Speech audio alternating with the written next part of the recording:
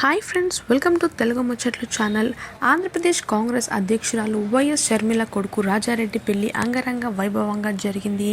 రాజస్థాన్లోని జోధ్పూర్ ప్యాలెస్లో రాజారెడ్డి ప్రియా జంట వివాహ వేడుకలు 3 రోజుల పాటు జరిగాయి. రాజారెడ్డి ప్రియా అట్లూరిని 2 సార్లు వివాహం చేసుకున్నాడు.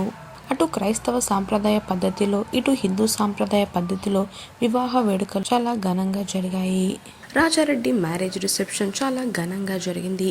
శంషాబాద్లోని ఓ ప్రైవేట్ హోటల్లో వైభవంగా జరిగినట్లు తెలుస్తుంది.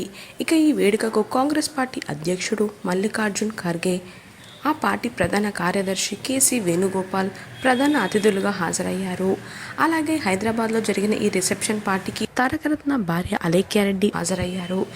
నూతన వధూవరులను ఆశీర్వదించారు. ఈ తెలంగాణ ముఖ్యమంత్రి గారు రేవంత్ రెడ్డి, ఉప ముఖ్యమంత్రి మల్లు భట్టి విక్రమార్క, రాష్ట్ర మంత్రులు, అలాగే పలువురు కాంగ్రెస్ నేతలు హాజరయ్యారు.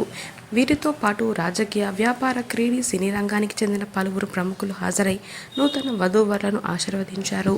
తాజాగా వైరల్ అవుతున్న ఈ ఫొటోస్ని మీరు కూడా ఈ వీడియోలో మిస్ అవ్వకుండా చూసేయండి. ముచ్చట్లు ఛానల్ని సబ్స్క్రైబ్ చేసుకుని పక్కన కనిపించే బెల్ బటన్ని క్లిక్ చేయండి. అందులో ఆల్ అనే ఆప్షన్ని సెలెక్ట్ చేసుకోండి. Thanks for watching.